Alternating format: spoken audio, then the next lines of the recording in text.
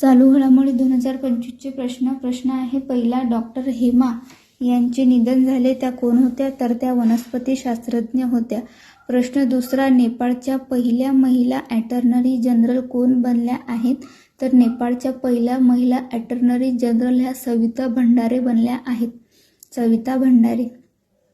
प्रश्न तिसरा, 2025चा जागतिक सागरी दिन कधी साजरा केला जाणार? तर 25 सप्टेंबर. प्रश्न चौथा, अलीकडेच रशियन MiG-13 लढाऊ विमानांनी कोणत्या युरोपीय देशाच्या हवाई हद्दीत उल्लंघन केले? तर एस्टोनिया. प्रश्न पाचवा, 2025 मध्ये शाश्वत विकास ध्येय SDG निर्देशांकात भारताने प्रथमच कोणता क्रमांक मिळवला आहे? तर 99वा. प्रश्न सहावा, 30 आणि 31 ऑक्टोबर रोजी इंडिया इंटरनॅशनल राईस कॉन्फरन्स 2025 कोठे होणार आहे? तर नवी दिल्ली.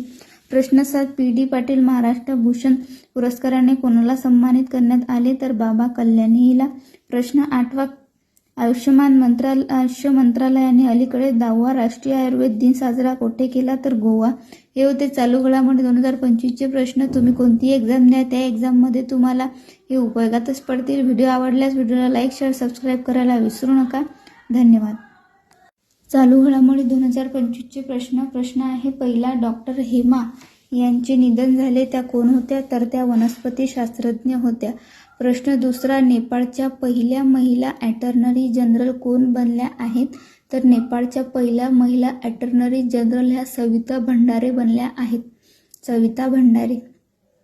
प्रश्न तिसरा, 2025चा जागतिक सागरी दिन कधी साजरा केला जाणार? तर 25 सप्टेंबर. प्रश्न चौथा, अलीकडेच रशियन MiG-13 लढाऊ विमानांनी कोणत्या युरोपीय देशाच्या हवाई हद्दीत उल्लंघन केले? तर एस्टोनिया.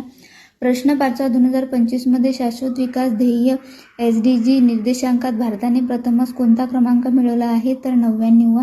प्रश्न सहावा, 30 आणि 31 ऑक्टोबर रोजी इंडिया इंटरनॅशनल राईस कॉन्फरन्स 2025 कोठे होणार आहे? तर नवी दिल्ली. प्रश्न 7, PD पाटील महाराष्ट्र भूषण पुरस्काराने कोणाला सन्मानित करण्यात आले? तर बाबा कल्याणीला.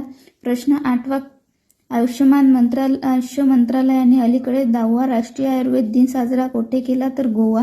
हे होते चालू घडामोडी 2025चे प्रश्न. तुम्ही कोणतीही एक्झाम द्या, त्या एक्झाममध्ये तुम्हाला हे उपयोगातच पडतील. व्हिडिओ आवडल्यास व्हिडिओला लाईक, शेअर, सबस्क्राईब करायला विसरू नका.